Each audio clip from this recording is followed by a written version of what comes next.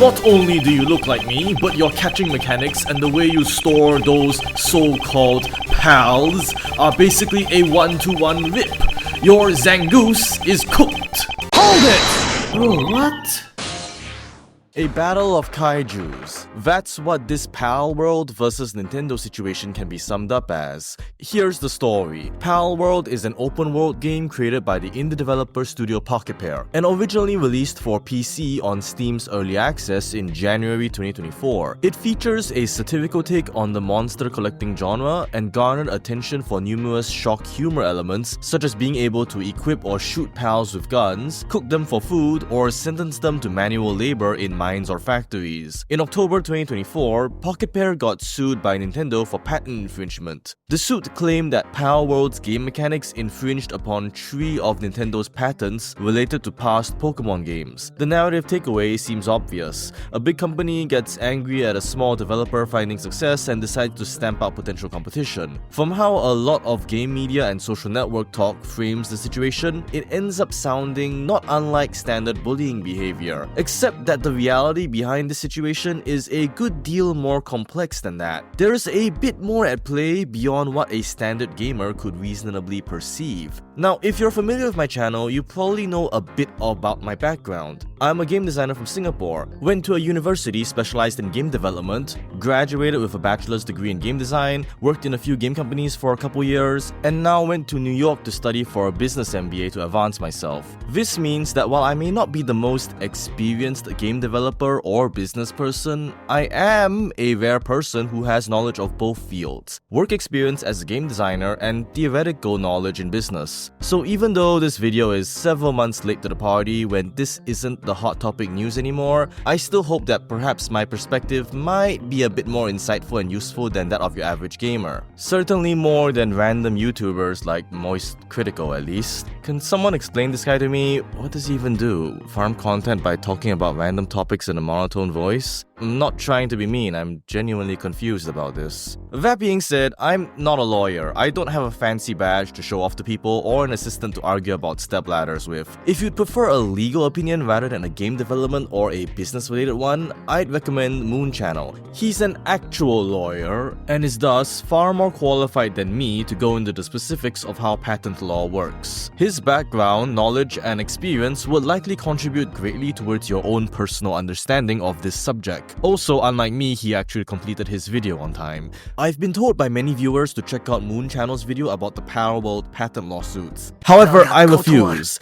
At least for now. I'll watch it after I finish my own video, not before. I want this video's conclusions to be my own, based on my own knowledge and research, and uninfluenced by the opinions of others. That being said, in the spirit of academic inquiry, I do encourage you all to consider multiple different perspectives and come to your own conclusions. Don't just blindly parrot the views of others. That applies to this video and me too. Treat this video as just another opinion or perspective to help further your understanding of game development. Also, feel free to reject, disagree, or argue with me if you want. Don't be shy, I won't take it personally. First, the game designer's perspective. Patents don't matter. Speaking personally, as a game designer, we really do not care about patents. There's a common misconception among gamers that patents obstruct innovation and creativity for game creators. Yeah, right, as if. Patents protect inventions and implementations. They grant their holder exclusive, legal, intellectual property rights over their inventions. We often think of them as being applied to technology like the light bulb, partially because Thomas Edison patented everything under the sun, but it also applies to specific designs too. For example, Apple's iPhone exterior casings or Johnny Walker's lightweight glass compositions. However, patents do not actually prevent you from copying the idea. If I was a beverage maker and I saw Johnny Walker's lightweight bottle, there is nothing stopping me from copying the idea of a lightweight bottle and making one of my own design. Is this silly? Yeah, kinda, but we aren't the ones who make the laws, so we have to play by their rules. Now here's the thing about game development. Game creation is all about copying ideas. All of the games and media we have today aren't entirely original. They are built upon the ideas and design concepts of other games and media which came before them. Game developers frequently reference or copy ideas from other good developers in order to devise new solutions to existing problems, or to expand upon the original idea and create something totally new. It results in a positive loop of copying ideas, improving upon them, creating increasingly better game experiences, and then subsequently getting these ideas copied by newer games. We stand on the shoulders of giants. Of course, that isn't to say that game makers aren't creative or original. It's just that they direct said creativity towards the unique parts of the game which will define it and actually matter to players. We just don't have the infinite time, resources, energy, or need to reinvent the wheel for every tiny little thing. So it's better to prioritize allocating what we do have to where it matters most. So let's say you copy a lot of ideas for less important features, and then develop a game feature so unique that literally no other example exists anywhere else. That's fantastic! However, you can only patent the code and implementation of it. You cannot patent the idea itself. Once the game releases, there is nothing stopping another developer from seeing your game idea and creating their own version of it in their own game. The patent still protects your own personal ownership of the feature's code, but the act of reverse engineering that feature will result in a variation which still presents the same idea yet is fairly original due to differences in programmers. Additionally, the circumstances and goals of many games are all different. Even if they are in the same genre and bear many similarities, they could have different design goals, gameplay mechanics, secondary systems, and so on. These differences can all make an exact one-to-one copy of another game's feature or system be totally unsuitable for your own game. So you, as a designer, may probably need to make design modifications to properly adapt that mechanic into your game. It's like trying to fit a round peg into a slightly misshapen round hole. Trying to force it in through force will just break the toy. So you take some carving tools and modify the peg into a shape which can actually fit. A designer knows how to copy.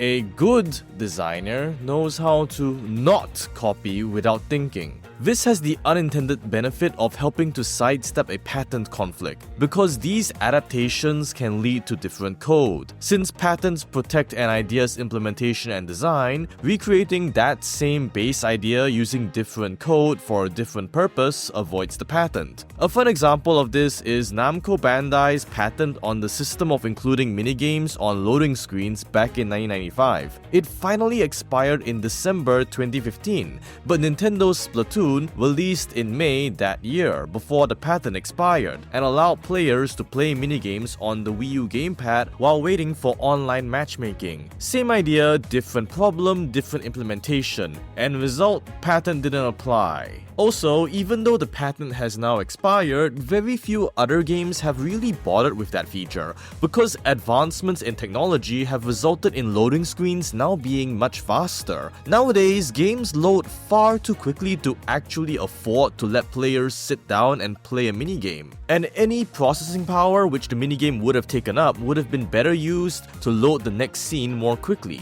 This feature never returned in Splatoon 2 for that same reason.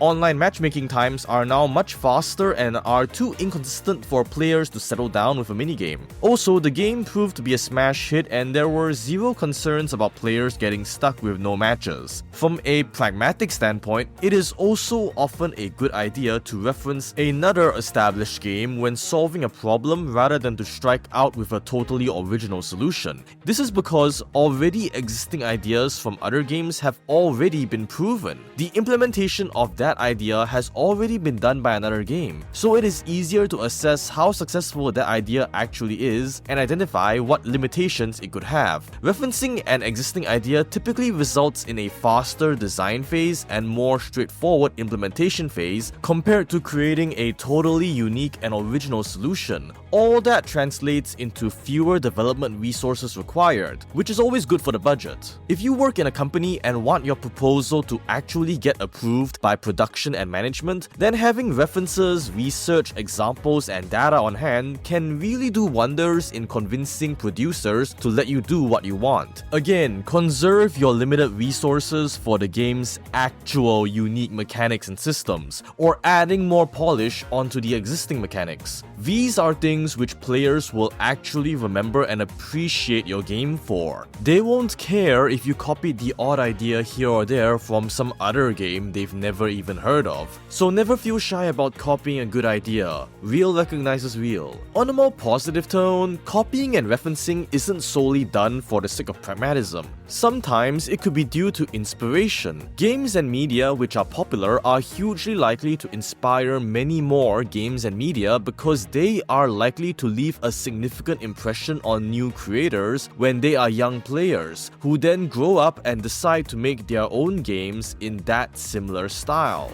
Countless examples of inspirational copying exist across all of gaming and media in general, though this is particularly common among indie developers due to them being more simplistic and focused on a few core mechanics, since bigger studios tend to add more secondary and minor mechanics to vary their experience. For example, Toby Fox's Undertale was famously heavily inspired by Nintendo's Earthbound series. Freedom Planet runs with Sonic's 2D platforming style. One Step from Eden fuses Mega Man Battle Network's battle system with a roguelike. Wargroove is effectively an Advance Wars sequel, and so on. The best example of all, however, is Minecraft, the biggest game in the world. Its foundations are actually built atop an older game named Infiniminer, which was a class-based multiplayer game which featured a procedurally generated block world, mining, and building mechanics. Notch was heavily inspired by Infiniminer and found it very fun, albeit flawed due to its point-scoring focus. He would later use parts of Infiniminer's source code to build Minecraft's initial tech demo, with the newer game featuring similar mechanical ideas, but with a gameplay more focused on building and survival. All these examples follow a similar trend. Fans of an older game borrowing concepts and ideas to use as a foundation, and then building new ideas atop of them, which creates an entirely new and original experience as a result. A proverbial passing of the torch from one generation of developers to the next. If we were to use a somewhat questionable analogy, imagine that game makers are all like fish in an ocean evolving. And I don't mean the fun Pokémon evolving, I mean the Darwin kind. These different game genres of fish all develop different traits, some of which prove more successful and allow them to survive and prosper better than others. The traits which prove more beneficial for survival will then be subsequently passed down and inherited by the next generation of fish, who will then in turn develop their own variations which try to improve upon their predecessors. Referencing and copying is rarely viewed in a negative light by fellow game creators as a result, because at our core, most game makers are also game players and fans. We, as players, were inspired by the games which came before us. So now, as creators, seeing our work go on to inspire new players is a very positive feeling. It shows that our efforts have managed to create some sort of emotional impact out there in the world, which, if you think about it, is one of the main driving motivators of any artist. This is why so many game makers personally have few issues regarding fan works like fan art, fan animations, fan games, and so on, so long as there is an appropriate degree of homage and respect shown, and the work is done out of genuine appreciation for the source material rather than trying to shamelessly profit from it. Many developers will be absolutely okay with their fans borrowing their ideas, mechanics, or even IP to use in their own creative endeavors. This is why game developers don't really care about patents. Patents primarily protect mechanics, code, and specific design elements. They don't block the idea itself. And any good game designer should be able to easily design a solution based on the idea which isn't fully identical to the original. As long as you, as a creator, don't just copy entire systems one-to-one, you'll be fine. And as long as you aren't doing so in an overtly disrespectful fashion, it's unlikely that the original game's creator will really mind or care to even enforce the patent. Oh, but what about Shadow of Mordor's Nemesis system? Some of you may be thinking. Oh, you're serious? Time for a fun tangent. Feel free to skip to the next part if you want to continue with the Palworld talk, by the way. Back in 2022, Warner Brothers and Monolith Software caught a lot of attention for their patent on Shadow of Mordor's Nemesis system. At the time, there was mass outcry because people believed this obstructed innovation because no other developer could use something like the Nemesis system ever again to enhance their game. Gamers and game media legitimately believe this was a big deal. Do you have any idea how unbelievably funny it was to watch people argue and discuss that? It felt like people were suddenly blaming whales for being responsible for climate change. What nobody mentioned at the time was that Shadow of Mordor originally released in 2014, and the patent for the Nemesis system was actually rejected multiple times over 8 years. If anybody actually wanted to replicate the Nemesis system, they had a whopping 8 years to do it, but not one single game from any studio anywhere did.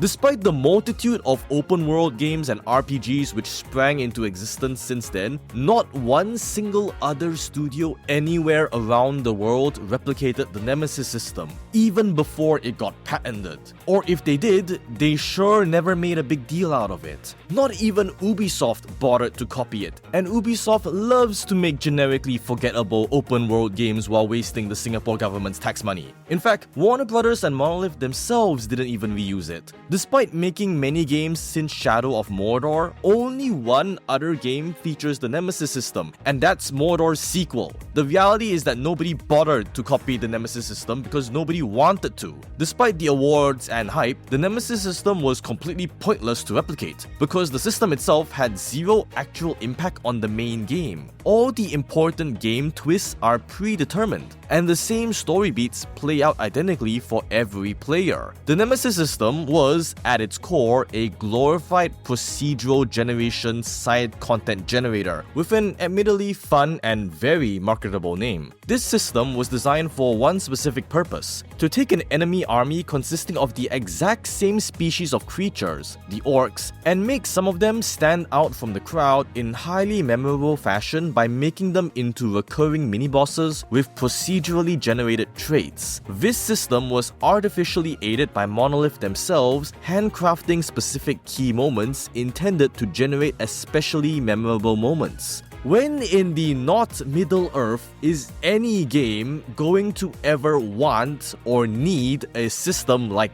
that? If the goal is to create a varied player experience in an open world game, any designer could accomplish that by a multitude of other means. There's so many systems like time of day, random events, weather, NPC behaviors, side quests, multiplayer, and so on. Or if you want to make a series of memorable recurring mini-bosses, you can just do that. Just make a variety of different enemies of wildly different appearances, set them to trigger on random spawns or conditions, give them fancy titles, and so on. So many other games like Xenoblade, Genshin Impact, and even Legends Arceus are able to create memorable overworld enemy experiences without needing to recreate something like the Nemesis system, even if it's due to something as basic as let's just make different types of enemies. Heck, you could even argue that Yakuza's Majima Everywhere system utilized random encounters and repeated mini-boss fights and made for a better impression than the Nemesis system. Now, don't get me wrong though, I'm not criticizing the game or the system. From a creative standpoint, the Nemesis system was a very unique idea to solve a very unique problem, and was very excellently conceived, designed, and implemented.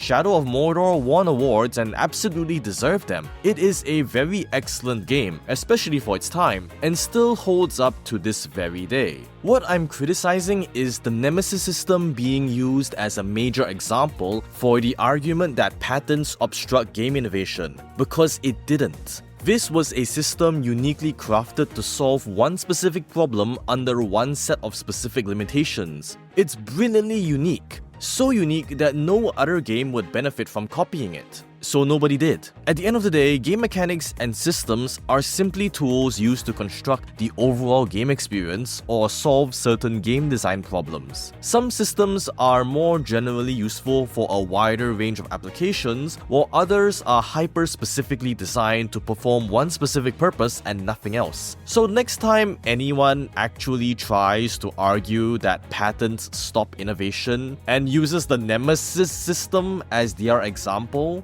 send them to this video, have them listen to this annoyed tangent, and then laugh at them because of how ridiculous their example was. Because the reality is that their example was free for anyone to copy for 8 years before it was patented, but nobody bothered to anyway. So they really should have chosen a better example for their argument. This was a long tangent, but I just really wanted to emphasize how useless that particular game patent actually is relative to its infamy. Yet the case of the Nemesis system is so infamous that unless I talk about it in extensive detail, I will be getting people in the comments trying to bring it up. Also, since this is probably the only time I'm ever gonna talk about patents on this channel, I might as well do it here. Okay, tangent over, back to Palworld. Now, let us shift gears and scale upwards to the business perspective. Time to try out some of that MBA theoretical knowledge. To a game developer, if a new game launches which is similar to theirs, they'll look at it as another reference. They'll find it pretty cool and may also look into it to see what ideas that game has, which they could in turn reference for new ideas. But to a business, if a new game launches which is similar to theirs, that's competition.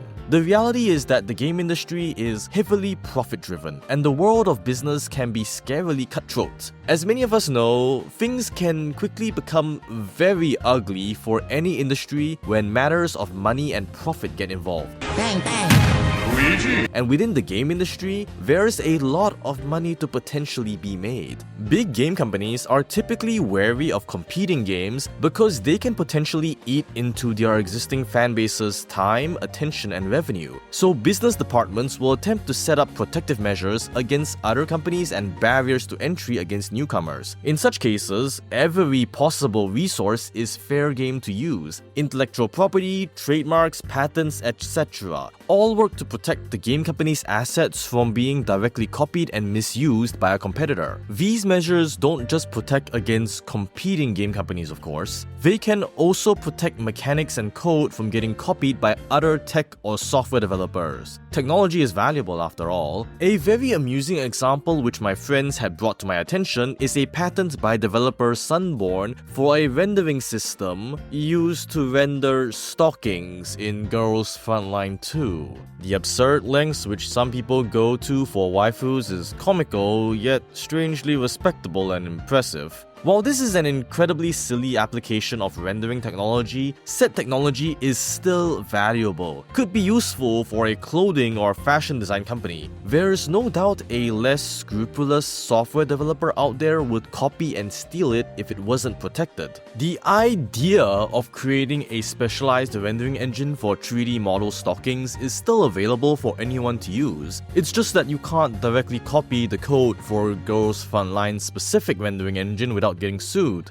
This is why patents matter. They are a necessary safeguard for a game's technology, programming, and design. Without legal protections, the game is exposed for less scrupulous software makers to unfairly crack and steal from. They aren't as critically important as trademarks, but these are still assets which cost the game studio time, money, and resources to develop. Now, inversely, here's why patents don't matter. The important thing to note is that these measures are inherently defensive in nature. If they are brought up in a lawsuit and the company loses, then these protective measures can become heavily compromised because there is now a proven legal precedent where they do not apply. This creates an awkward situation among larger game companies whenever an issue does actually arise, because nobody ever wants to start a lawsuit. Doing so costs a lot of money, puts these protective measures at unnecessary risks, and results in assorted unwanted legal complications. In an ideal situation, game companies will go about arming themselves with all manner of legal protections, but engage in competition without needing to actually use them. If any accidental mishaps do occur, expect them to either get dismissed as insignificant or be resolved quietly behind the scenes, without a courtroom ever getting involved, because these matters are rarely ever worth the legal trouble. Again, nobody wins when you go to court. Except the lawyers, I guess. They probably get paid pretty well. The main exceptions to all this are if another competitor of comparable or bigger scale does something legally threatening, which makes those protections necessary to use, or if a smaller company is being overtly aggressive regarding their use of the IP, which makes the potential takedown case fairly straightforward and unambiguous. To go back to the fish analogy, this is like some bigger fish having self-defense measures. If they are threatened, they will deploy these measures to survive and get rid of the threat, but doing so may leave them weakened and exposed to other potential competitors, so they will rarely ever use them in an offensive fashion against smaller fish unless aggravated.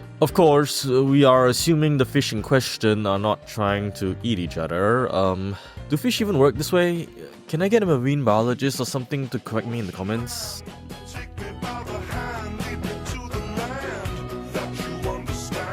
This is why patents do not really obstruct innovation. Game companies, if possible, rarely ever want to actually use them to file legal claims against other companies. As long as you are not any sort of business threat to them in any way, most game companies are willing to overlook a smaller developer referencing and indirectly copying some of their mechanics, unless they are behaving in such a manner which directly threatens their product sales, and the resulting lawsuit would result in a 101% absolute guaranteed legal victory. In fact, if you are a fan who isn't planning to exploit the IP for profit, these companies will be pretty happy to receive fan content. It's free advertising and keeps communities active. All patents do is limit the actions of competitors, being other companies which are equal or bigger than them. Smaller developers will likely slip under the radar. As long as you aren't a game studio of that scale, you'll never be affected. And if you are leading a game studio of that scale, well, why are you even watching this video? Your experience of the game industry likely far surpasses mine.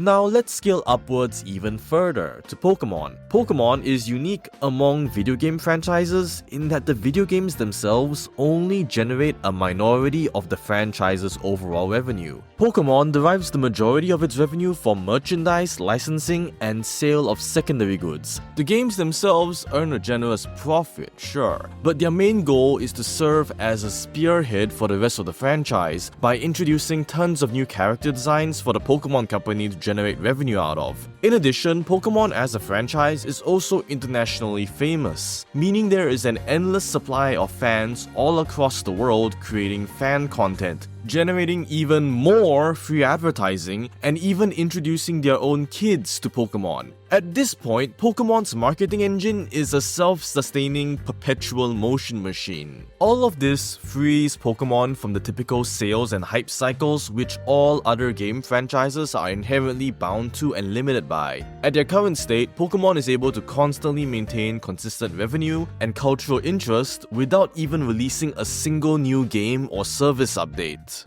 To put Pokémon's financials into perspective, Grand Theft Auto is one of the world's highest grossing video game franchises of all time, earning $10 billion in lifetime gross income across all its games. Also, for a live service comparison, here's a list of top grossing mobile games for 2023, not including Apple and Google's 30% pay cut. Oh hey, I actually played two of these games. As for Pokémon, in the single year of 2023, the Pokémon franchise generated $10 billion in gross income. By the way, Pokémon didn't even release a main series game that year. Scarlet and Violet was in 2022. Now, some of you may feel it is quite unfair to compare franchise gross income in such fashion because Pokémon has additional revenue streams such as merchandise and licensing deals, whereas other game franchises only have their games. But that is precisely the point I'm stressing. Pokémon as a franchise cannot be compared with every other game franchise. It has gone so far beyond all other games that it doesn't need to care about them. In fact, it is possible that there is no other game franchise, possibly in all of existence, capable of posing a direct threat to Pokémon. So the notion of Palworld, a small indie title being a threat to Pokémon just because it's a subjectively better game, is frankly laughable. If game franchises are fish of different sizes, then Pokémon isn't even a fish, it's a goddamn kaiju. And a kaiju will never fear even the biggest shark. At its present scale, Pokémon's direct competition isn't video games, but internationally famous multi-billion-dollar media empires like Disney Entertainment or Marvel. Actually, wait, aren't those owned by the same company?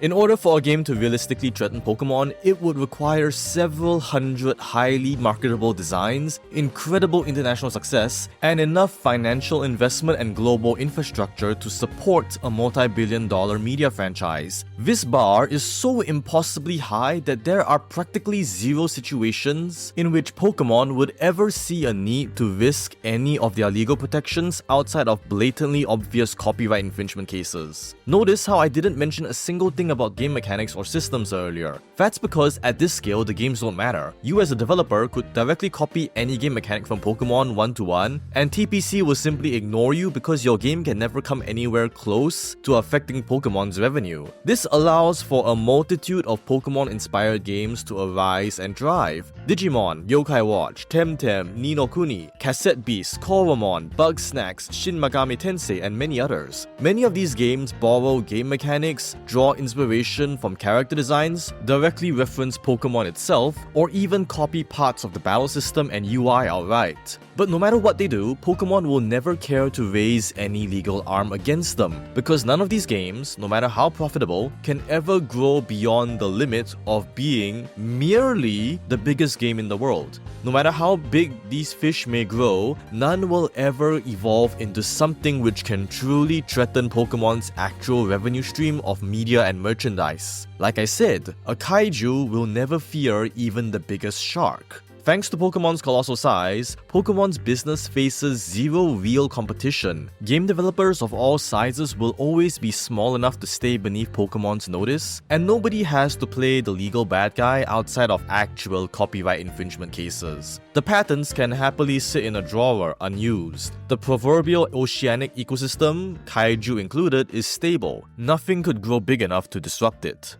So why did the tiny fish indie studio Pocket Bear get hit with a patent lawsuit when no other game before it has? Simple, it's because they showed the potential to actually pose a direct threat, one which no other game franchise has ever managed to do before. In July 2024, Pocket Bear announced a joint partnership with Aniplex and Sony Entertainment to create a new company named Palworld Entertainment. Pocket Bear would remain as the game's main developer, Sony and Aniplex would handle publishing and provide additional support and resources, while Palworld Entertainment would focus on operations to manage and expand the Palworld brand on an international scale. Well, shit has just hit the fan. Now, Nintendo knows how this story is going to go. Sony doesn't need to cite the deep magic to them, for they were there when it was written. When Pokémon first started, Game Freak forged a similar partnership with Nintendo to create the Pokémon Company for these exact same reasons. And the trinity gradually grew over the span of several decades to become the multi-billion-dollar juggernaut it is today. In other words, the moment news of this Sony partnership dropped, Nintendo knew exactly what Sony was planning to do, because Nintendo themselves are the case study in question. In Nintendo's eyes, Pocket Pair was now no longer just another successful indie developer, and Palworld was now no longer just another hit indie game. With this partnership, Palworld went from successful indie hit to something which could potentially evolve into a multimedia franchise competitor within several years. This is like if a bunch of scientists took a big shark and experimented on it, turning it into a potential infantile kaiju, which they would then nurture to fight the big existing kaiju with. Isn't this just the plot of a Godzilla movie? This would already be a Cat 1 crisis with any other massive media company. But the massive media company in question being specifically Sony skyrockets the threat even further. If something like Amazon or Netflix or even Disney partnered with Pocket Pair, well, it'd still be pretty bad because those companies can afford to dump in the money needed to fuel Palworld's brand expansion. However, those companies would lack a lot of the parts needed for a Pokemon-style media pipeline, and would need to spend lots of time and resources to establish a lot of it from scratch. Expanding into a brand like Pokemon isn't as simple as dumping in money and calling it a day. It requires a lot of business relationships and deals with other companies to do stuff like produce and sell merchandise, studios to produce additional media such as TV shows or anime, platforms to distribute products through, all on an international scale. Not to mention Pocket Pair itself needs to actually finish Palworld's proper release, because it's still in early access, meaning that a significant amount of time will be needed to produce additional games to stabilize and expand the game's brand. Something like Amazon may have the capability to produce and distribute physical merchandise, but can't do secondary media production. Something like Netflix might have the platform to fund and distribute non-games media, but lacks the pipeline for physical goods. And many other big companies you think of would have different problems, such as lacking that international level scaling. Something like Disney... Actually, Disney might be able to pull it off. They have pretty much a bit of everything.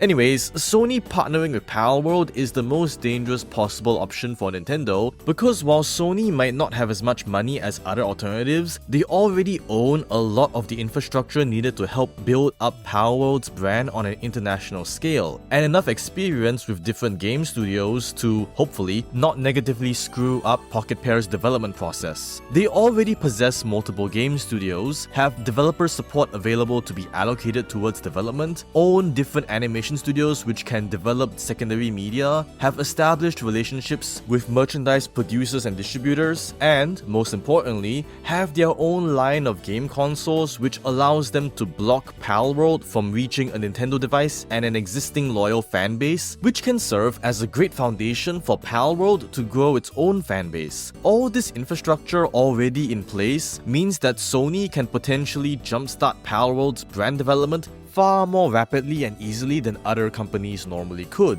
and do so with a higher overall chance of success too. This is the difference between the kaiju scientists getting funded by a global football empire versus getting funded by a medical research corporation. Historically, Sony and Nintendo have also been long-standing competitors in the gaming industry, but do not make the mistake of trying to humanize them by thinking of them as shonen manga-style rivals with emotional grudges. Remember, these are international corporations, not individual people. Companies do not have feelings. They are constructs which operate according to their respective company ideology and make business decisions based on data and profitability. At the core of this entire issue, Sony is simply one of Nintendo's direct business competitors, and their move to partner with Pocket Pair is what makes Palworld into a possible threat. It might take over 10 years to develop or have a 1% chance of success, but the mere possibility of such a threat emerging could have financially devastating consequences to Pokemon's long-term dominance. Too devastating to just casually ignore. Nintendo's lawsuits against Pocket Pal are simply their attempts to prevent said emergence at all costs. This is why Nintendo initiated a lawsuit nearly a year after Palworld's initial release. It wasn't solely because Nintendo's legal department were drafting the lawsuit documents. It was also because they were waiting to see whether Palworld would remain as a standalone game or if Pocket Pair was making any moves which would impact Pokemon's brand dominance. It is very possible that if Pocket Pair had remained as just another successful indie game, Nintendo might not have pushed for legal action. After all, no matter how successful it be, Palworld stood zero realistic chance of competing with Pokemon's media on a global scale in the long term. It might have been deemed better to not press the issue and just let Palworld occupy the spotlight for 2024, especially since there was no Pokemon game releasing that year for it to compete with anyway. Palworld as an indie also provided significant indirect benefits to Pokémon. Namely, it helped maintain Pokémon's cultural relevance within the minds of the general public for a whole year, because people were discussing Pokémon non-stop as they played, discussed, and received live service updates about Palworld. That was a substantial amount of online discussion and viral marketing being generated during a period where Pokémon as a brand wasn't conducting any marketing activities. And it was all being generated for free without TPC or Nintendo lifting a finger. Hypothetically, there could have existed a possible future where Palworld would have coexisted peacefully alongside Pokémon, helping to tide over Pokémon fans and maintain interest among the general public by filling in the gaps between new Pokémon game releases, especially if Pocket Pair decided to port Palworld to the Switch or the Switch's successor. Not an unreasonable idea considering the Switch's dominance over the console market. In light of that possibility, it wouldn't do Nintendo any good to preemptively declare open hostilities and sabotage any potential future business relationships with Pocket Pair. Better to open the door for a neutral party to possibly become a future ally rather than shut the door and guarantee they become a future enemy. But Sony's actions changed the situation completely and eliminated any possibility of Pocket Pair being any sort of ally to Nintendo. With their support, Palworld would evolve into a Sony-exclusive long-running game franchise and persistently clash with Pokémon in all media. Nintendo, as a company, now had to stop Pocket Pair by any means necessary, or at least throw as many wrenches into Sony's plans as possible. Hence, lawsuit. Alright, let's go back down. Why patent over copyright or trademark? Well, that's because patents are, strangely enough, the most viable choice of the three options. See, while much of Palworld bears strong resemblances to Pokémon, there exist enough differences to make a lawsuit based on trademark and copyright too risky. A disclaimer, I'm a game designer, not a lawyer, so please forgive me for any mistakes I may make with this explanation. Law is hard, no wonder you lawyers get paid a lot. Copyright protects against infringements against the artistic expression of a work. This is, understandably, a rather subjective definition. Whether something counts as overlapping over the artistic expression of something sounds more like a question of literature rather than law. This is partially why copyright matters of Sherlock Holmes are in such a confusingly ambiguous state. Many of the earlier stories are no longer covered by copyright, but some of the later stories still are, because these were all published on different dates in Strand magazine. This means that writers are legally allowed to use Holmes and Watson as characters or by name under two main conditions. The first is if their written characterizations match how they behave in earlier stories which are freed from copyright, such as the cold, drug addict Holmes, which was a lot less likable and didn't know what the solar system was. The second is if they are so completely removed from their book characterizations that the resulting characters feel like parodies. This is partially how many more fantastical works like Ace Attorney or Fate get away with it. The former is a comedically cartoonish buffoon, while the latter is what I would generously describe as unambiguously heroic and equipped with anime detective superpowers. Also helps that both are attractive, youthful anime bishonens instead of the middle-aged, pipe-smoking drug addict Holmes is in the original novels. There's so many differences, visually, narratively, and ideologically, that these characters feel like parodies who retain the spirit of Sherlock Holmes rather than one-to-one recreations of the original great detective.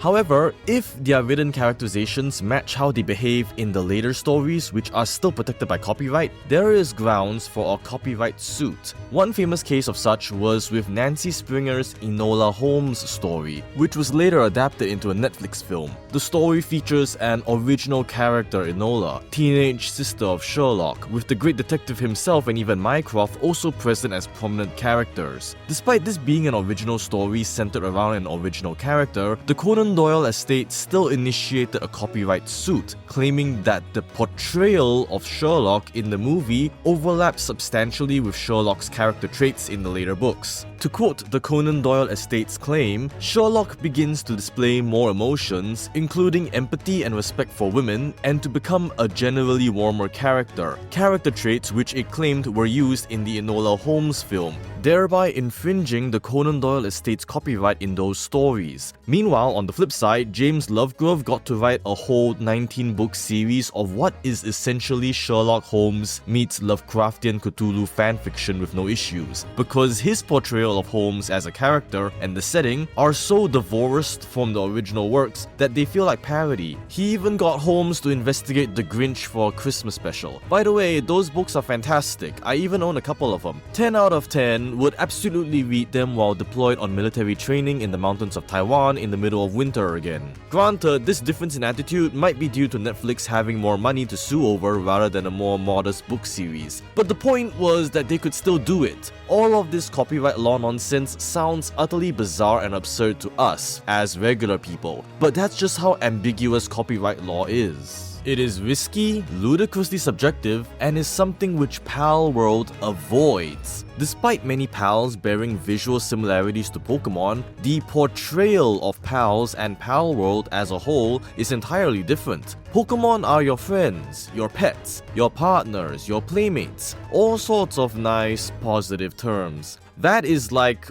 the core theme of the entire franchise, which is persistently reinforced across multiple games through story arcs, character dialogue, game mechanics, NPC interactions, and so on. It is even part of the opening lines for every game. That isn't the case for Palworld. Pals are not your friends. Pals are your tools, your weapons, your servants, your food source, your ethically questionable slave labor. They are what Team Rocket believe Pokémon to be. You arm them with guns to defend your camp, exploit them into working on factory production lines, shoot and kill them with guns, use them as living meat shields, and even butcher them to eat. There is no love or affection in this game. In fact, the game almost encourages players to indulge their inner cruelty and includes a concerningly large number of creative interactions which let players abuse pals if they so desire. The potential for player cruelty and the utilitarian nature of pals is an important part of the game's identity. This is how the game's own marketing wishes to portray itself and establish their game's identity. Even from the very beginning, Palworld's initial reveal trailer from 3 years ago contained a spotlight of pals sadly assembling guns in a factory line for the sake of shock value. Ultimately, despite its surface similarities, Palworld as an overall game completely lacks the heart of what defines Pokémon as a franchise, and features a theme and presentation which are nothing like Pokémon. In fact, it is so far removed that it is downright antithetical, bordering on a cruel parody, and that's precisely the golden ticket.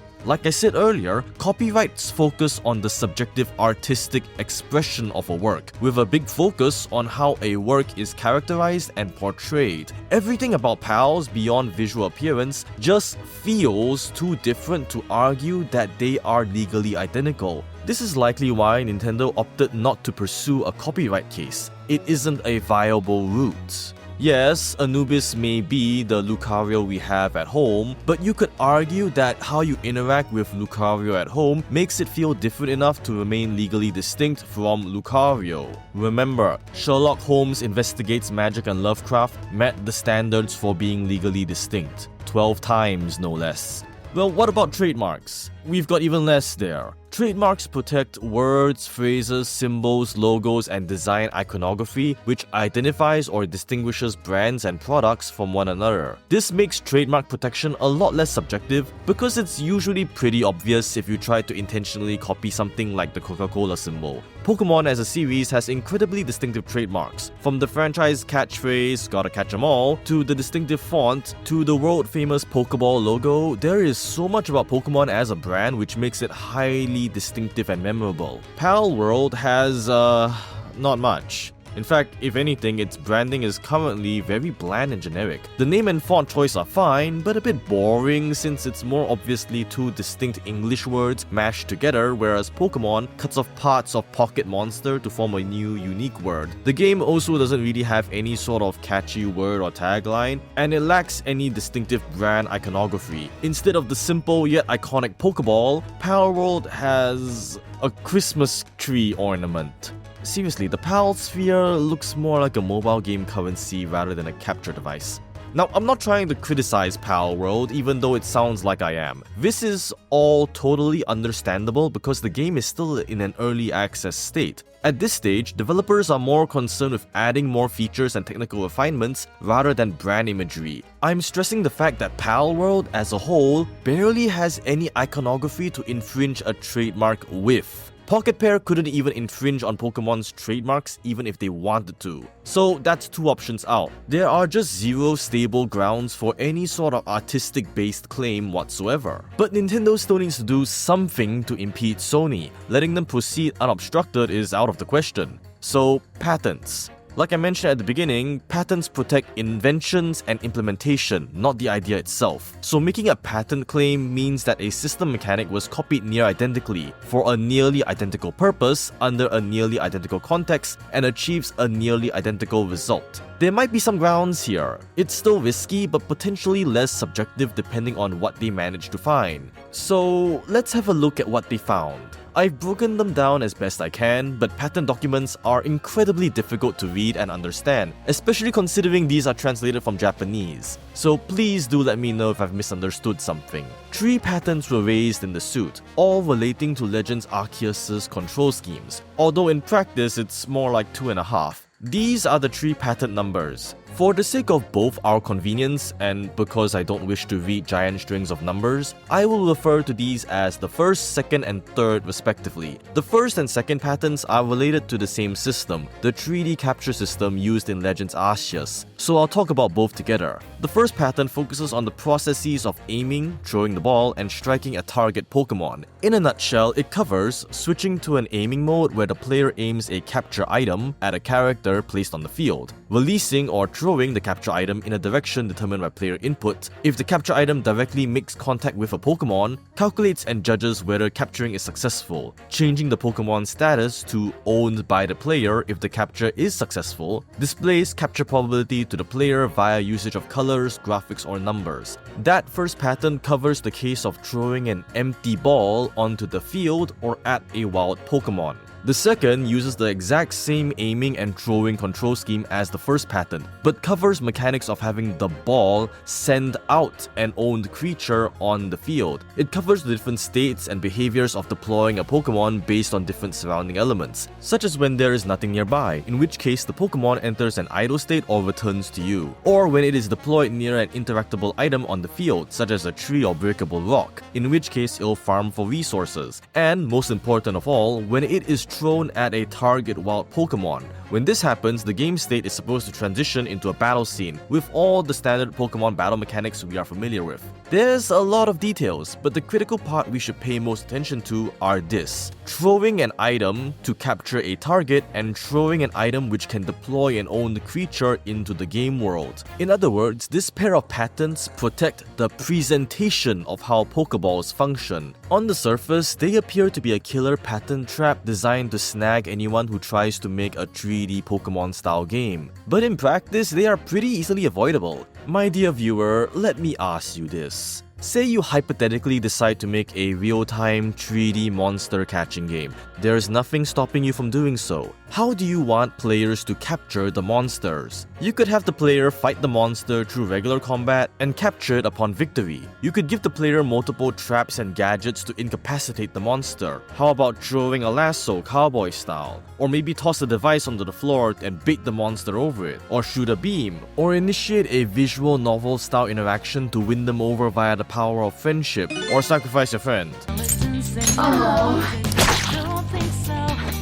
Same goes for deploying the monster out. Perhaps you could just point somewhere and the monster teleports to that point to fight. Perhaps you take aim with a gun or a slingshot and launch the monster at the target. Maybe throw a card and have the monster magically appear. Maybe the monster is following you and fights things automatically. Maybe it's just a stand.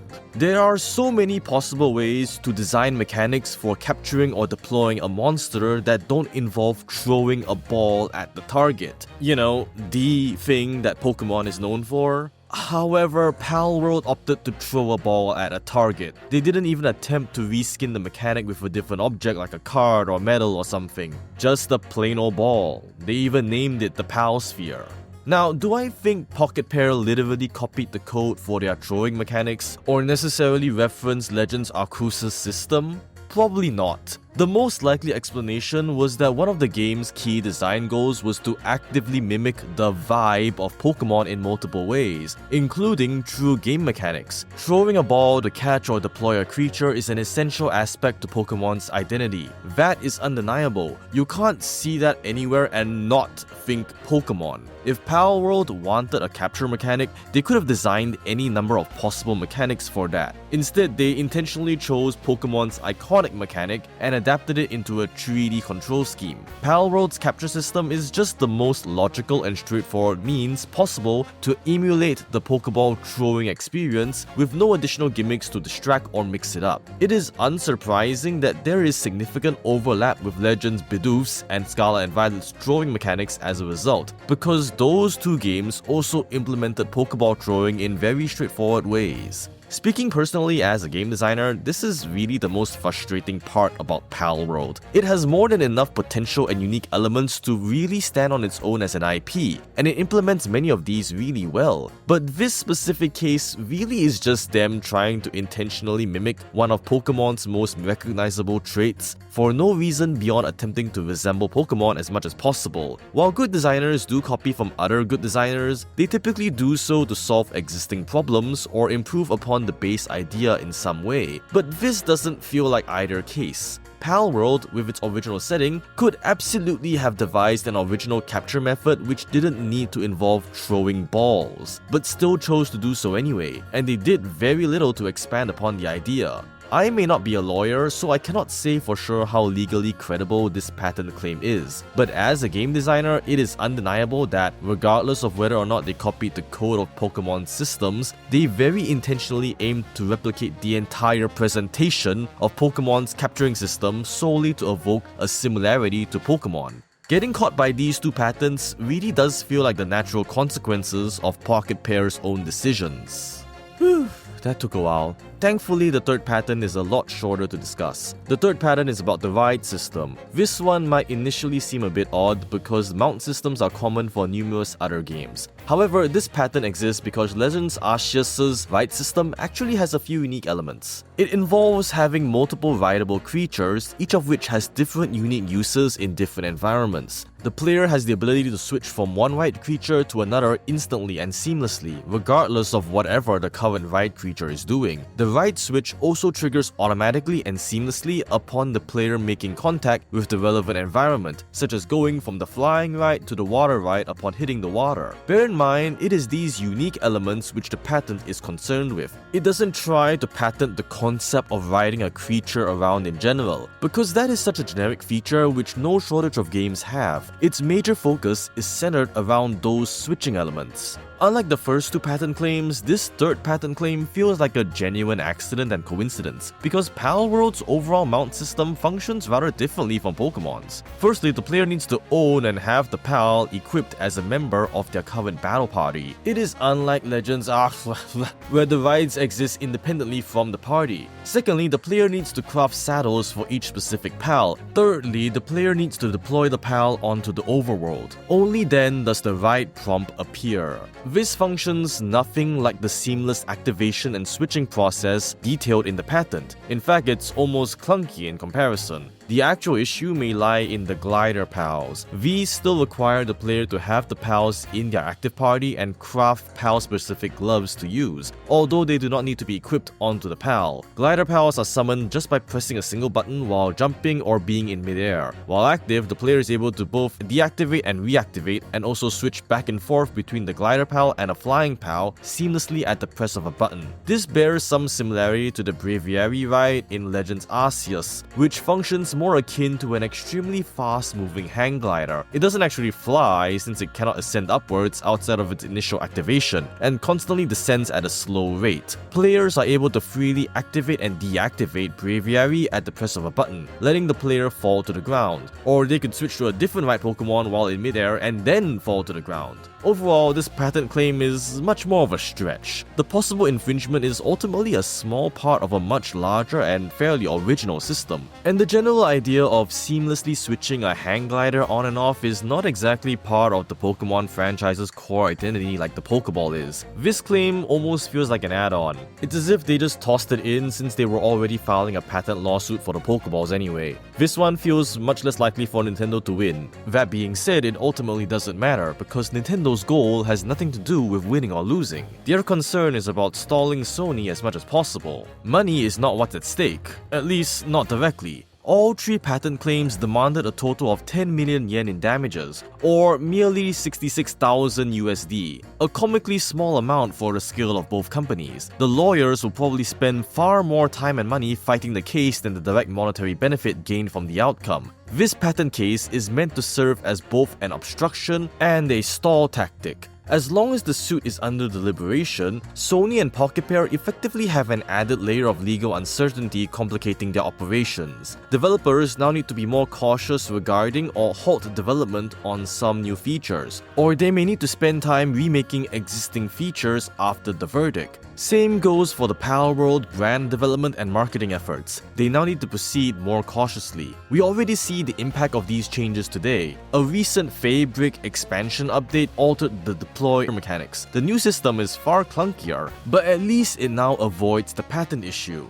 That took time and resources to make, and it will take longer yet to refine into something more user-friendly. This all ultimately results in a lot of temporary stalling and delay, which might not seem like much, but it does all actually add up. Business decisions are not made quickly, especially for companies as big as Nintendo, Sony, and TPC. Bigger companies have more moving parts and established production pipelines, which makes them less agile and more inflexible to big changes than smaller companies. So every bit of time they can stall for matters. This patent case buys Nintendo, TPC, and Game Freak more time to figure out and implement more effective long-term plans to respond to the emerging threat of Palworld. Apart from that, these patents are also about sending a message. Nintendo is effectively telling Sony that they will be watching Palworld's future endeavors closely, will vigorously defend Pokemon's dominant position however they can, and won't allow Sony to just do as it pleases. What will said defense entail? Well, who knows? Only Nintendo and TPC do. Do I have any personal opinions on the matter? Well, if you care about it, I do appreciate that. Regarding Palworld as a game, I feel conflicted. It is an excellent game on its own terms, but it is undeniable that it intentionally aimed to push players into drawing a direct comparison between it and Pokémon at numerous points throughout the entire game. From its creature designs, to its type system, to its capture and battle mechanics, to how it subverts the player's expectation in regards to its PAL interactions, it is impossible to play or look at Palworld without thinking of it as Pokémon with guns. Even its release was perfectly timed. Scarlet and Violet's second DLC released in December, and the final epilogue released in January. Palworld's initial early access released in mid-January, exactly at the point when Pokémon was still fresh on many players' minds, but after all the current Pokémon content had been freshly exhausted, and there is a long lull period until the next game. With no DLCs or new Pokémon games due for release in the foreseeable future, Palworld's release positioned it perfectly to monopolize the spotlight until Legend ZA arrives.